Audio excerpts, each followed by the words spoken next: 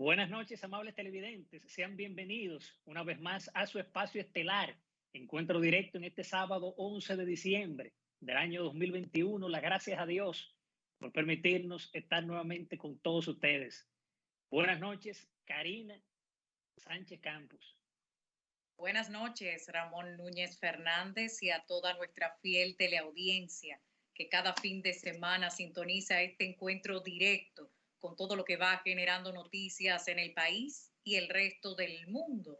El común denominador de esta semana, Ramón, sin duda alguna ha sido la corrupción de frente a las consecuencias que se generaron por una impunidad que estaba caracterizada por toda una estructura institucionalizada de la corrupción a través del desfalco contra el Estado dominicano, vinculado a múltiples tentáculos, Ramón, de la operación Antipulpo, con novedades recientes auditorías de la Cámara de Cuentas.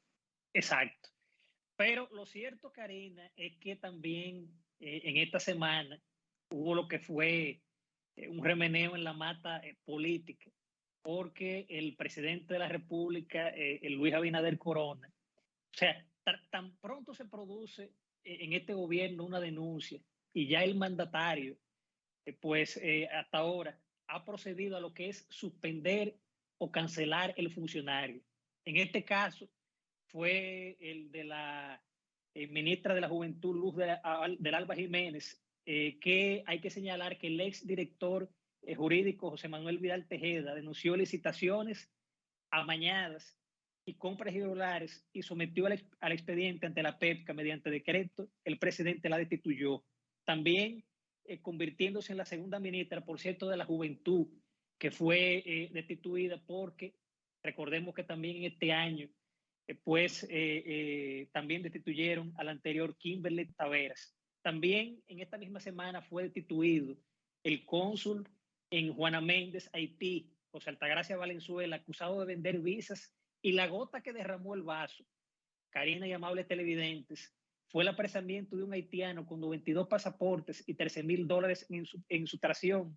Fue designado Margarito de León. Claro, estos son casos de personas que están destituidas.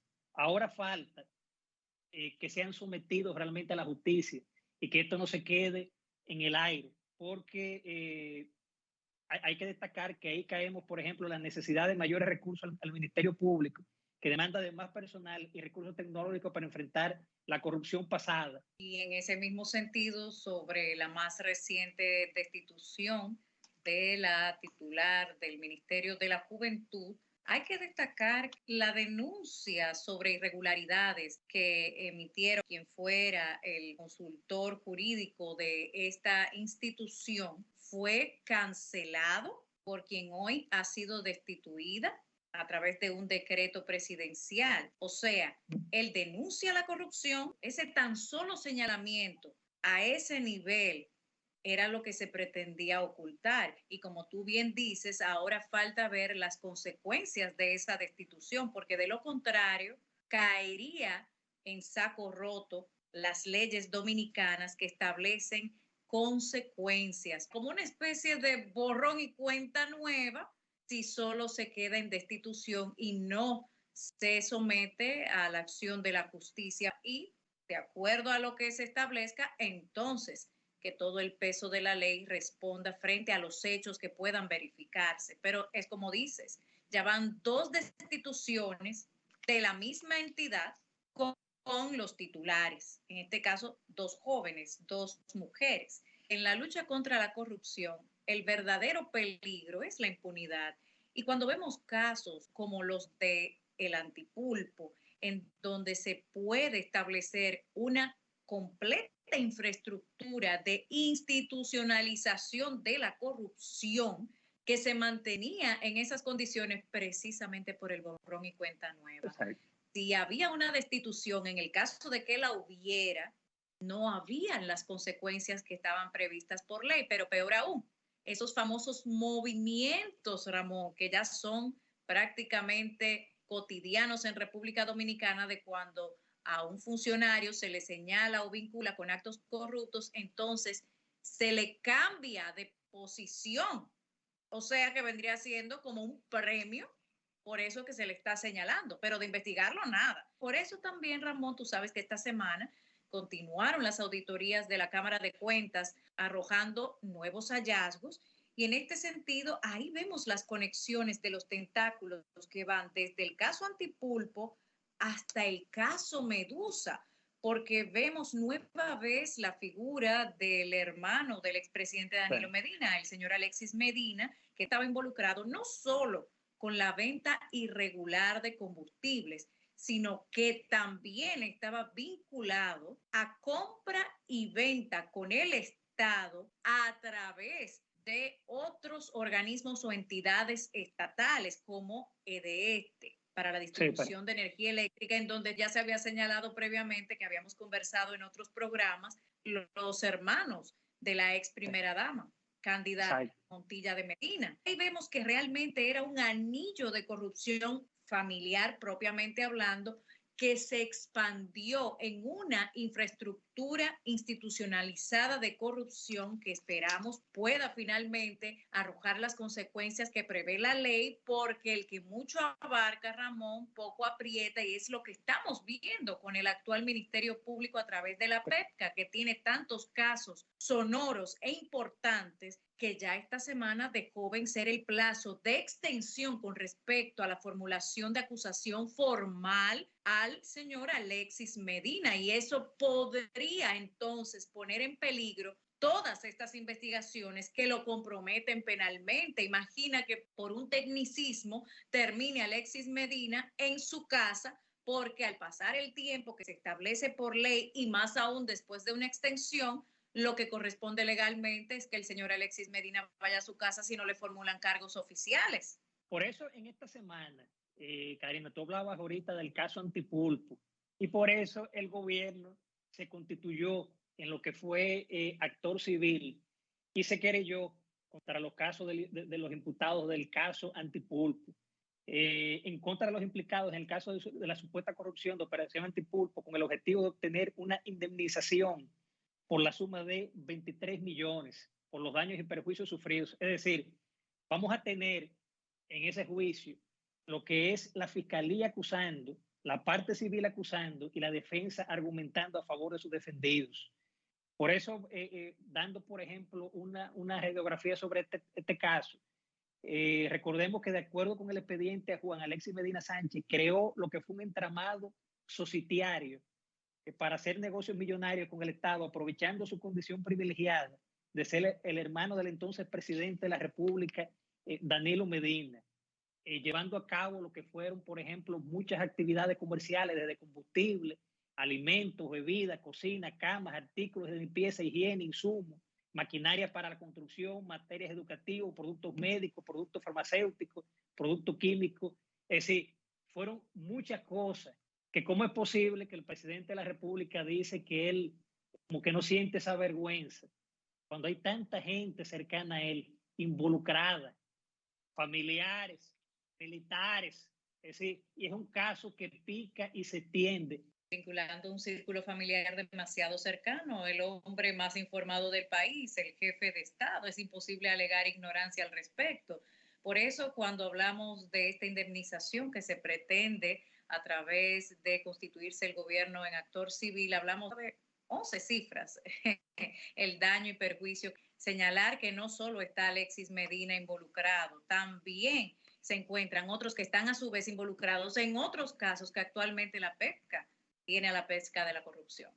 Nos vamos a una pausa comercial y en breve retornamos con el segundo bloque de comentarios, que aún nos quedan muchísimos temas de interés.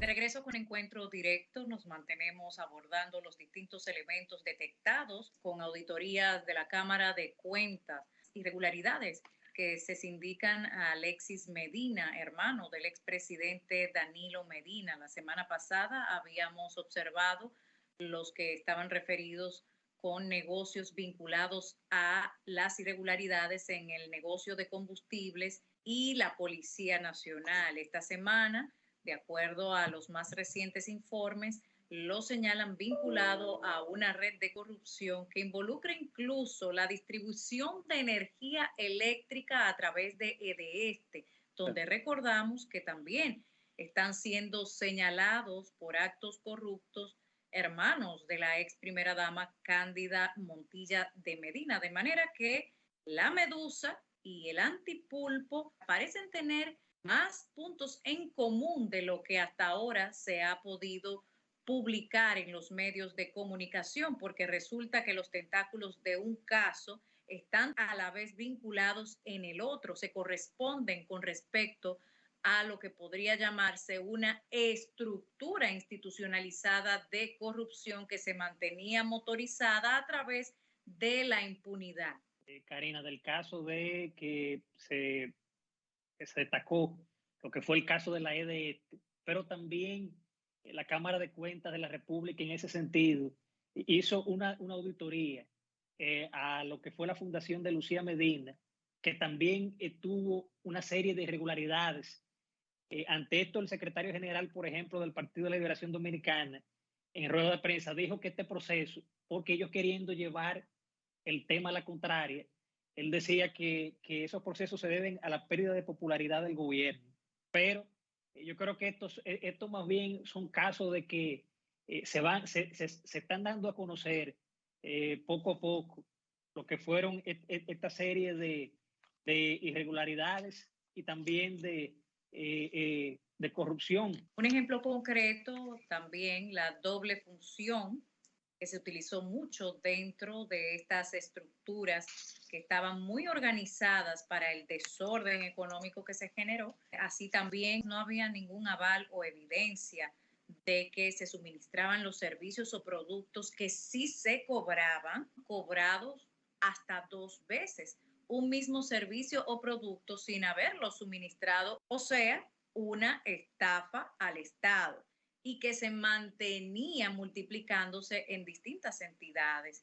Y ahí es donde viene la parte comprometedora, Ramón, porque no estamos hablando de una institución en particular, sino que a través de una estaban todas conectadas en una sola estructura corrupta. Cuando hablamos de esta fundación, una organización no gubernamental beneficiada con esta cantidad de dinero sin soporte alguno, no hay que ser tampoco muy docto para comprender las implicaciones legales y legítimas. Pero más allá de eso, Ramón, no solo las irregularidades en los procesos, sino que abiertamente no existe en la mayoría de los casos verificados por la Cámara de Cuentas absolutamente ninguna documentación que avale el marco legal para estas operaciones. La mayoría de las operaciones realizadas por Alexis Medina en distintos productos para los cuales ni siquiera estaba facultado, no poseía licencia ni para la venta ni para la distribución.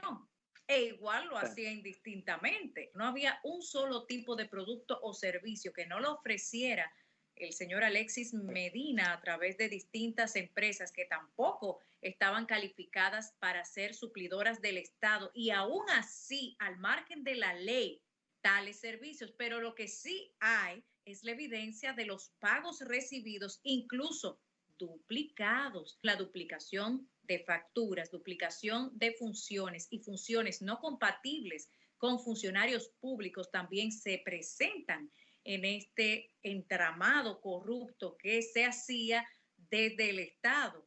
El expresidente Danilo, la persona más informada del país, no va a estar enterado cuando es un círculo tan cercano. Exacto. En el caso de este, vemos, por ejemplo, que por más de 4.500 billones fue esa cuestión de, por ejemplo, de que encontraron ese tipo de irregularidades. Específicamente, el informe indica que se investigaron procesos que involucraron a las empresas General Supply, también United Supplies y también una serie de compañías. También está el caso en ese sentido, la investigación realizada por la Cámara de Cuentas indica adjudicaciones con procedimientos incorrectos por montos ascendentes a los 832.000 millones y 299 millones, así como compras de bienes y servicios en contrato de varias partes. Es decir, un desorden de irregularidades entre de este y la fundación de Lucía Medina. Es Pero decir, un desorden organizado para estafar al Estado. Y también precisamente, Ramón, las adendas a contratos dentro de esta estructura corrupta que por ley no deben superar el 25% de lo presupuestado, lo triplicaban.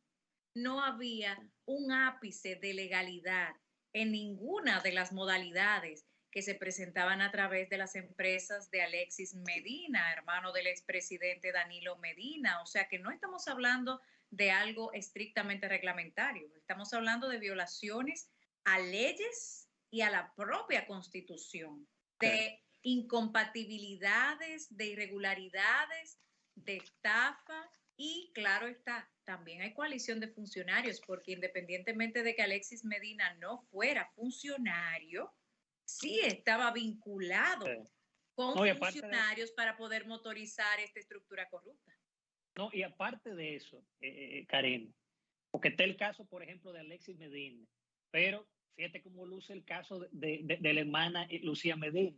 Entonces, uno lo que pregunta es, ¿y el presidente no estaba consciente de lo que estaba sucediendo a su alrededor? Es decir, son cosas que llaman a preocupación y llaman la atención.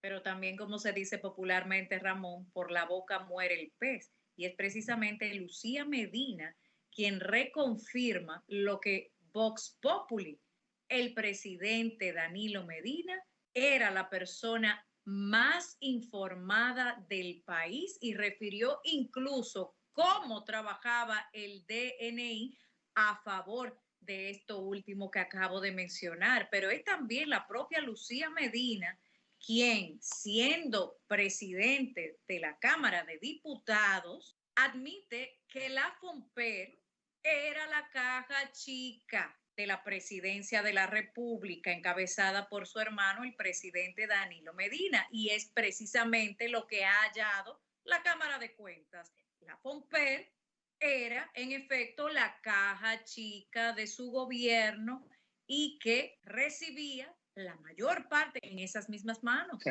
las de Lucía Medina. Y precisamente por eso está siendo hoy involucrada en actos corruptos. Lo cierto, Karina, es que el año culmina, pero yo creo que en el 2022 se van a seguir conociendo muchos casos y se taparán muchas cosas. Yo creo que la Cámara de Cuentas ha sorprendido con estos tipos de casos porque siempre se llamó la atención de que en años anteriores, y eso hay que decirlo públicamente, de que la Cámara de Cuentas no se le veía que estaba haciendo el trabajo que debía de hacer. Se seguirán destapando muchísimas cosas y muchísimos casos de corrupción. Y eso hay que aplaudirlo de parte del gobierno, que estén tomando esa iniciativa de cosas, porque uno lo que se pregunta es, Karina, ganó el PRM.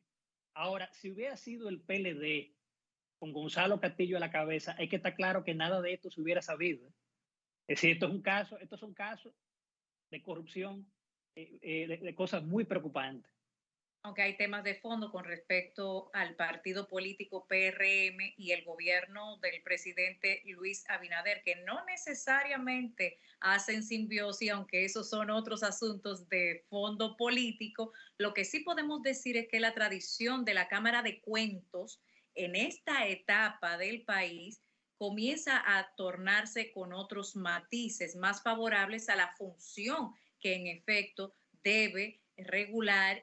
Enhorabuena, Ramón. Ojalá que la PEPCA no se deje llevar de la presión mediática, de la notoriedad de estos casos. El que mucho abarca, poco aprieta, porque finalmente puede que por un tecnicismo venga toda esta investigación de fondo y allanamientos a caerse para que finalmente él pueda ir libremente a su casa porque han dejado vencer el plazo de una acusación formal.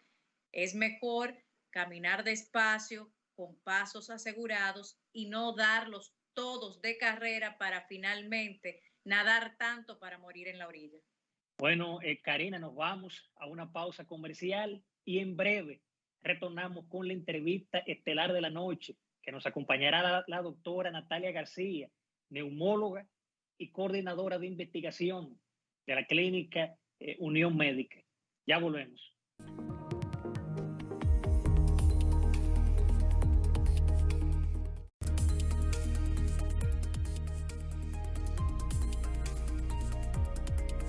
En la entrevista estelar de Encuentro Directo, ¿qué tema más importante que la salud? Y justamente la noche de este sábado nos acompaña la doctora Natalia García, neumóloga, coordinadora de investigación de la clínica universitaria Unión Médica, y es uno de los médicos, amables televidentes, que desde marzo del año pasado, cuando se presentaron los primeros casos, ha trabajado ahí al pie del cañón, salvando muchas vidas. Bienvenida, doctora. Buenas noches, gracias a ustedes por la invitación. Un placer compartir este espacio. Gracias, doctora. Doctora, haciendo una panorámica, una radiografía, ¿cuál es su experiencia en sentido general con pacientes infectados por el COVID-19 y que hayan sido, por ejemplo, inoculados de las dos vacunas, tanto en el caso de la Sinovac como la dosis en el caso de la Pfizer? Sí, muy buena pregunta. Sabemos que los pacientes que tienen 2 dosis de Sinovac, entendiendo que esta inoculación correspondió al SARS original de Wuhan, como dicen las revisiones, sí cubría y sí generaba anticuerpos neutralizantes contra estas cepas iniciales.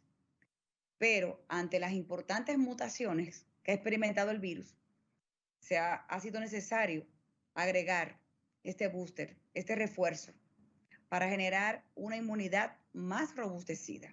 Es una defensa más apropiada ante las variantes.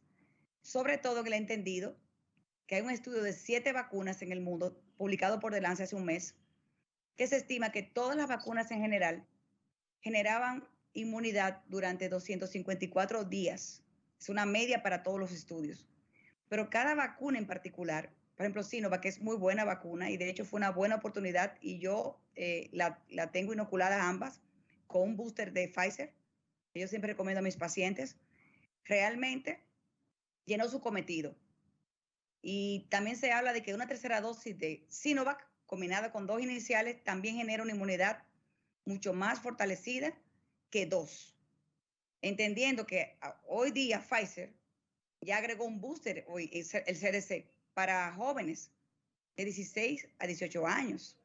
O sea que, por ejemplo, Pfizer se demostró en Pfizer que hombres mayores de 65 años tenían una inmunidad luego de 2 dosis de 8 meses.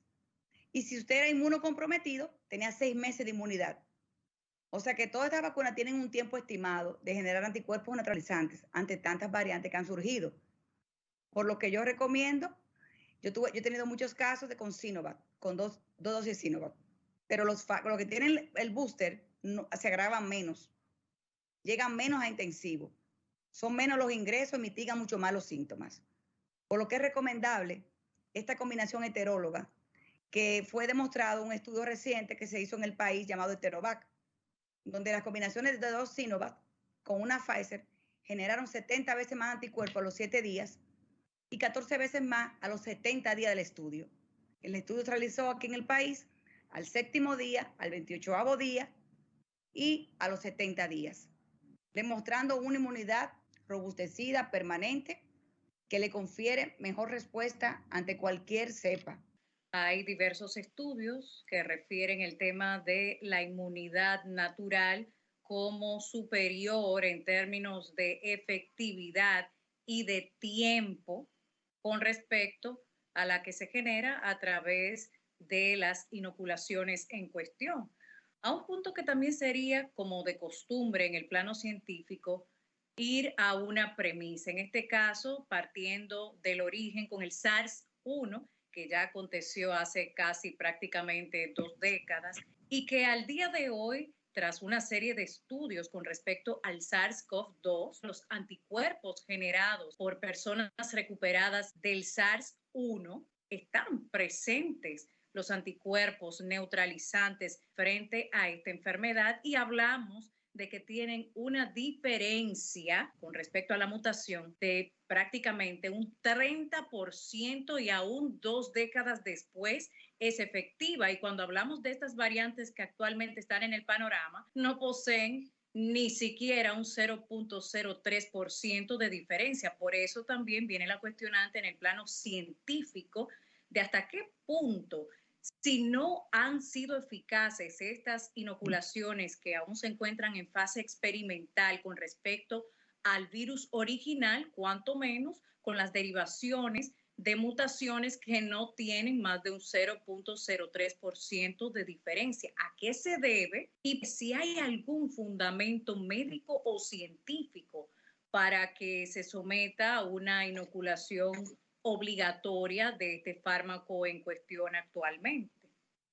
Realmente la inmunidad natural de toda enfermedad, de hecho la misma influenza, que es una vacuna que se inocula anualmente y que realmente la letalidad no es tan marcada como lo que hemos experimentado con el COVID, que ya tenemos ya 5.268.000 personas ya que han fallecido por COVID en el mundo entero. Realmente un 1% de letalidad. Sí, la letalidad del virus en realidad, como quieres, muy alta, porque son muchos los pacientes graves que han salido, aún no han fallecido, pero ha dejado secuelas importantes. O sea, le ha dejado incapacidad laboral, incapacidad de oxigenar. O sea, son pacientes que son inválidos respiratorios hoy día porque tenemos muchos pacientes fibróticos. O sea, que las consecuencias de esta enfermedad realmente son importantes e invalidantes. No es un virus de influenza que te puede provocar una neumonía o una bacteremia por un estafilococo o por un estreptococo, que es la gravedad más importante que te hace una influenza. Este no. Este tiene grandes efectos sistémicos y tiene un gran daño estructural. ¿A qué yo hablo de daño estructural? A que el pulmón se daña completamente, queda inválido. Un paciente fibrótico, un paciente que era sano, puede quedar totalmente incapacitado de por vida y de hecho morir por rezar a la muerte. Yo observo que la cepa nueva de Omicron, que veo que ya mutó 32 en los dominios de la proteína S, por ejemplo, y la Delta solamente tenía 18 mutaciones. Observo que solo afecta a un universitario en un momento dado, no se ha diseminado todavía y no ha atacado a la población vulnerable, pero observo que no ha sido tan letal como la Delta. La Delta sí ha matado gente, y mucha. Y nosotros que vemos la experiencia día a día, promulgamos que deben vacunarse. Doctora, lo del Omicron que usted refiere, a medida que se van generando mayor cantidad de variantes, pueden ser más contagiosas, pero menos letales. Y es exactamente el cuadro que estamos viendo. La doctora sudafricana, que de hecho la descubrió en primer lugar, habla de que el epicentro es su propio país y todavía no hay ninguna persona hospitalizada porque son más contagiosas, pero menos letales. Correcto, ese es mi comentario en ese sentido, que creo que está mutando, pero no está provocando letalidad. Creo que por más que quiera mutar en este momento para replicarse en el ser humano, no va a tener la trascendencia que tuvo el Delta, porque Delta sí mató mucha gente en la India y ha matado mucha gente en el mundo entero. Porque el virus, por más que quiera mutar en este momento, no va a trascender a ocasionar la letalidad que se esperaba. Delta y la gamma fueron vitales, y la alfa también, pero Delta más que las otras. Sin embargo, que yo pienso también en una observación clínica, en el manejo diario, que nunca nos hemos descuidado de estos pacientes. La Delta llegó a un momento determinante en nuestro país, donde ya conocemos mucho más el virus, donde tenemos un mayor número de intervenciones. De hecho, hubo un momento que aumentó los casos, la hospitalización, las emergencias estaban llenas hace un mes y medio. Pero ¿qué pasa? Ahora tenemos otros recursos, tenemos monoclonales, conocemos más el virus y hemos impactado con un tipo de combinación o cóctel, como decimos nosotros, que impactó la Delta y bajó. Ya hoy está en 1.03 la letalidad y también los ingresos hospitalarios. De hecho, sugerimos que no cerraran el país porque hay que vivir con el virus, aprender a vivir con él. Doctora, y en ese sentido, pudiéramos decir que es posible, por ejemplo, o es válido decir lo que es la llamada inmunidad de rebaño. La inmunidad de rebaño se obtiene cuando más de un 70% de la población mundial o ha padecido el virus y todavía no se ha logrado eso. Teníamos un 35, un 40%. Ya con un 30 se va logrando que el virus pierda fuerza o virulencia. Estábamos casi en esos niveles, pero tiene que haber un 70% de la población mundial para que tengamos la inmunidad de rebaño. Esperamos lograrla antes, pero el virus tiene un ciclo, los virus tienen un ciclo inmunológicamente de afección, de que ellos se repliquen, de que creen enfermedad. Este virus obviamente tiene su ciclo natural, va por 2 años. Y fíjense que en ese tiempo, en el 1916, no teníamos tanta tecnología como ahora y tantos recursos. Y sin embargo, tuvo su tiempo, pero aquí tenemos el mismo tiempo. Y cada día salen nuevos fármacos para atacar este virus. Y esos recursos que uno va integrando nos permiten atacar la enfermedad. De hecho, impactamos positivamente. Tenemos 538 casos manejados de vulnerables con el protocolo Regencov, que es Caricibimab Indibimab, que detiene la replicación del virus. Que fueron pacientes diabéticos, obesos, renales crónicos, hipertensos. Y las medidas incluso hasta más drásticas, doctora García, en ese sentido. Por eso, el hecho de que existan tratamientos efectivos pondría en un segundo plano la licencia de emergencia de las actuales inoculaciones experimentales, que tienen esta licencia de emergencia precisamente porque no había ningún tratamiento efectivo y en el caso de que ahora en efecto los hay, permitiendo que las personas puedan accesar a tratamientos alternativos. Los pacientes que llegaban a nuestra consulta, mayoría, eran pacientes inoculados. De hecho, yo tengo pacientes que se inocularon en Estados Unidos. Son inmigrantes que viven aquí, dominicanos. Tenían algunos 2 Pfizer, otros tenían Johnson & Johnson. Son los menos porque son en Estados Unidos. Pero tenemos una serie de pacientes, tuvimos 8 de AstraZeneca ingresados en UCI, de nuestra casuística. O sea que eso puede variar porque depende mucho de la inmunidad que posea cada paciente. Eso varía en cada paciente. Pero no se eximieron de ingresarse pacientes graves. Los monoclonales no sustituyen las inoculaciones, que generan una inmunidad más estable, más larga. O sea, de 6 meses se espera con Pfizer que se genere una inmunidad por lo menos de 6 meses. De hecho, Gursain, cuando hablaba, que uno de los representantes de BioNTech, de Pfizer, decía que a los 8 meses y al año. Yo creo que hay que ver cómo se generan esos anticuerpos, cómo evoluciona, porque eso cada paciente puede generarlo de forma diferente. El tema está muy interesante, pero vámonos a una pausa comercial y en breve retornamos con la entrevista estelar.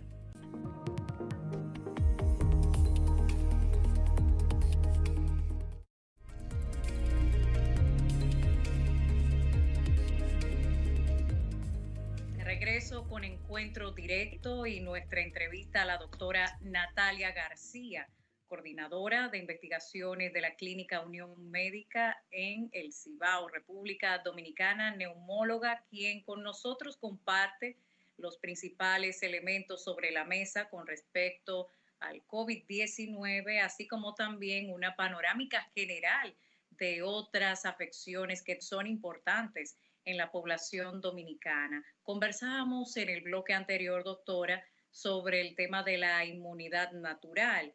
Diversos estudios apuntan sobre su efectividad y el tiempo. Vimos comparaciones del SARS-1 con respecto al 2, que es el que actualmente está padeciendo el mundo con esta pandemia por COVID-19, y la complementariedad de los anticuerpos entre ese primero y este segundo, aún con una diferencia de 30%, y eso es algo alentador cuando las diferencias entre las mutaciones actuales no superan siquiera un 1%. Pero en ese sentido, doctora, para entrar más en la parte tal vez científica de estos temas médicos que se abordan con el COVID-19, en los Estados Unidos, CDC había documentado que hasta el momento ellos no presentaban ningún caso de personas que hayan superado la enfermedad, que hayan sido vueltos a infectar o que hayan contagiado a otros. En ese sentido, ¿han ustedes tenido una experiencia similar que se comparta con esta data que tiene los CDC de Estados Unidos, pero aquí en República Dominicana? ¿Y qué temas de manera particular usted como coordinadora de investigaciones de la Clínica Unión Médica han podido abordar científicamente a lo largo de esta pandemia en el país? Sí, realmente yo no pensaba que en el 2020, cuando hablaban de que sí existía un 3% de pacientes que podían reinfectarse, Todos hemos tenido casuística de reinfectados. Los reinfectados han sido personas, particularmente yo he tenido 6. Una señora adulta, pero que no era diabética, no tenía ninguna comorbilidad importante, pero sí tuvo una neumonía en este segundo año, 2021. Tuvo una muchacha joven que tuvo síntomas gastrointestinales. Muy particularmente, muchos de los que están allá, que han padecido COVID, sí han estado graves e intensivos. Por lo que le digo que yo misma no creía en ese momento. Decía, no, pero eso no se va a reinfectar, porque yo sabía que había unos investigadores españoles, que de hecho yo le di mucho seguimiento, que hablaban que la inmunidad natural de un virus se extendía, que se generaba una respuesta inmunitaria tipo linfocitos B, que podía durar más o menos de 1 año, 2 años, no 10 años, porque esa inmunidad es transitoria. La de linfocitos T solamente se puede generar por lo que es el ARN mensajero, que por eso que es más robustecida la que genera los ARN mensajeros. Generan una inmunogenicidad dependiente del linfocito T a nivel molecular con otro tipo de activación de unos receptores que se llaman Toll-like receptors, que son los que son como los policías del pulmón. Y ellos actúan cuando entran cualquier virus y de hecho bacterias. Y qué bueno que lo mencione, doctora, las células T. Poco se ha traído a colación cuando son tan importantes y son los que verdaderamente confieren esa protección a nivel de los anticuerpos en la parte celular. En ese sentido, doctora, por favor, si nos puede ampliar, ¿por qué solo se habla de anticuerpos en un sentido superficial y no se va a esos anticuerpos que son los que verdaderamente generan la protección? Precisamente, Karina, es una pregunta muy interesante. Los anticuerpos triméricos te pueden medir el número de anticuerpos que tú generaste ante cualquier variante, que se estima una media de 54, según la estándar mundial. Pero para tú crear y pensar que un paciente realmente tiene anticuerpos neutralizantes, debes enviar a Yale, que fue el último estudio de Terobat, donde se demostraron los anticuerpos neutralizantes de tu organismo ante el virus. Los triméricos te pueden demostrar que tú tienes inmunidad. Y de hecho no son diagnósticos, sino simplemente te dicen si tú hiciste respuesta. Y si tienes 54 unidades estándar, sí hiciste respuesta. Pero los anticuerpos neutralizantes, como usted está diciendo, que imagino que se refiere a eso, no son demostrables en este país. Son súper costosos porque se mide a nivel molecular. Se miden todo lo que son la respuesta inmunitaria, que es muy difícil de medir, de hecho, y muy costosa para hacerse aquí. Entonces, con este estudio de los 306 pacientes estudiados con los boosters, que fue la vacuna AstraZeneca 2 dosis más un booster de Pfizer y 2 dosis de Sinovac con un booster de Pfizer, porque esa fue nuestra experiencia particular. O sea, ahí se demostró que aumentaban 70 veces al 7º día. Pero ya cuando pasaban 70 días, habían 14 veces más anticuerpos neutralizantes con estos boosters.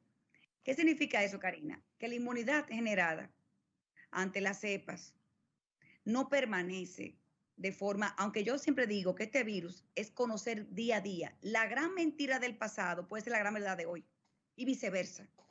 Yo he visto muchas cosas. De hecho, yo no creía que la gente se iba a infectar de nuevo. ¿Y por qué se van a infectar? Y sí, hemos visto muchos casos.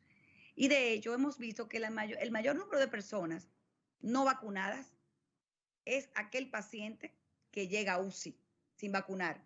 Y de hecho, que ha experimentado mortalidad también. El estudio de Terobat de nuestra institución inicia en enero, por la época festiva. Y aquí vamos a incluir una población de nosotros que tenemos booster aplicado. Y veremos qué tantos anticuerpos generamos nosotros con estas dosis. Pero todo el personal prácticamente ha padecido la enfermedad, porque no ha podido evadir el contagiarse ante estas cepas, que son altamente contagiosas. De hecho, la Delta se contagiaba en un segundo. El CDC, la OMS, todos estos organismos reguladores muchas veces están emitiendo noticias y de hecho la OMS aprueba la vacunación y el CDC. Aprueban para regular el mundo entero.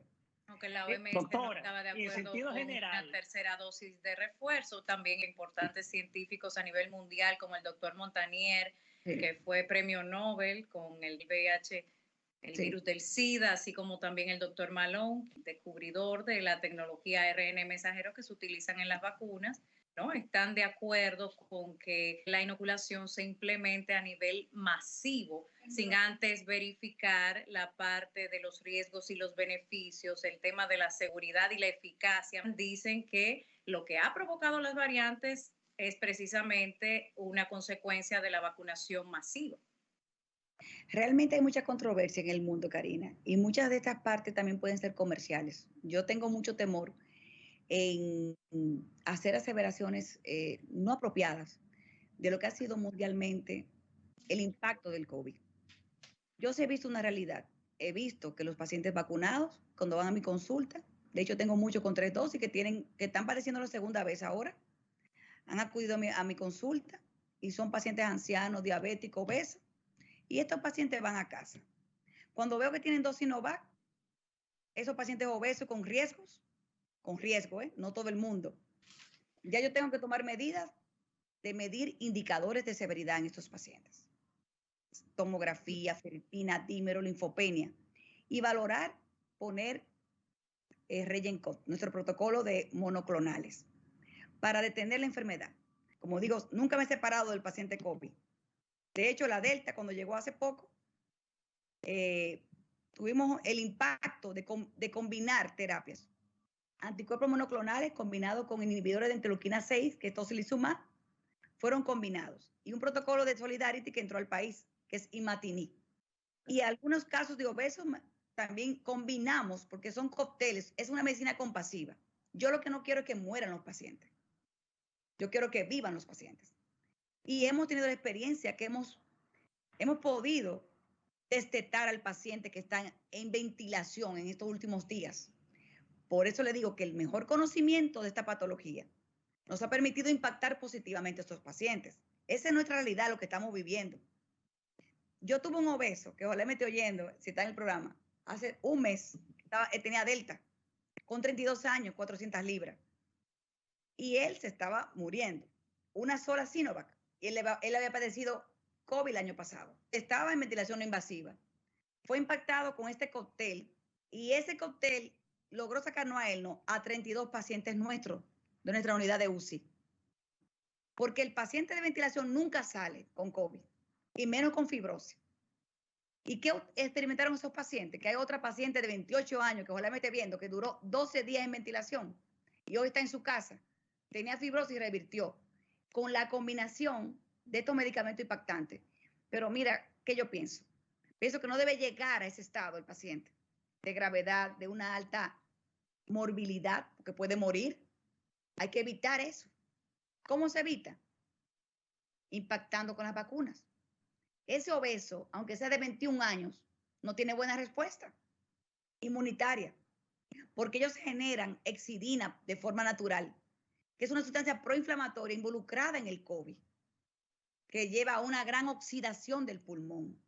El diabético tiene una inmunidad retardada, no responde con lo que es linfocitos T, no son adecuados. Ni la embarazada tampoco, no responden, porque la embarazada tiene un problema de autoantígenos y una deficiencia de linfocitos T, que es lo que nos confiere a nosotros la defensa contra cualquier tipo de virus. Aún abren lo que hablan las casuísticas mundiales, pero yo veo diario COVID hace 2 años. Veo que el no vacunado tiene mal pronóstico y que mueren. Aunque una observación, lo que dicen los CDC es de personas que no habían sido previamente inoculadas y que no se han vuelto a infectar ni han contagiado a otros, no que posteriormente se hayan inoculado, hacer esa precisión. Sí, pero realmente, aún inoculados o no, mi versión es la realidad. El CDC, yo no quiero hablar de organismos reguladores porque sería una falacia yo estar hablando contra ellos, pero yo recuerdo al principio de este año que ellos dijeron, reúnanse todos los que estén vacunados, lo dijeron, que no hay problema con la cepa, pero que yo he observado que aún vacunados contamina y contagian, ¿o no? Esto no tiene ningún tipo de limitación para él diseminarse. Todo infectado porque el bebé infectó a todo el mundo en la casa, el que va al colegio. Entonces porque lo que aquí salió un estudio local de que la apertura a clases presenciales no generó absolutamente ningún indicador de contagios. Sí, tuvimos un estudio, sobre todo en la área de Elías Piña, donde se detectaron con 3.600 pruebas, o sea, se hizo un screening al azar en esa área, que habían brotes precisamente, y 77% los maestros contagiaron a los niños y los niños un 33%. O sea, que eran más los maestros que contagiaban a los niños en ese estudio que hizo el ministerio. Se demostró eso. De eso hace un mes y medio, que en realidad sí había contagio. Y si son todos los maestros inoculados, que ese es el punto al que hay que observar. No todo estaba inoculado. Sí, por obligación, pero yo no de creo acuerdo que al Ministerio de Educación. Científicamente un vacunado no puede contagiar a otros. No tiene que ver esa condición. Esa condición no tiene que ver para nada que tú generes contagio. Porque si de ser así, contagiáramos nosotros todos los pacientes. Que vemos tanto doctora, solo nos resta agradecer su participación aquí en Encuentro Directo y desde ahora desearle un feliz año. Gracias. Igual a ustedes. Muchísimas gracias. Un placer. Bien, amables televidentes, nos vamos a una pausa comercial y en breve retornamos con la rectica final de Encuentro Directo.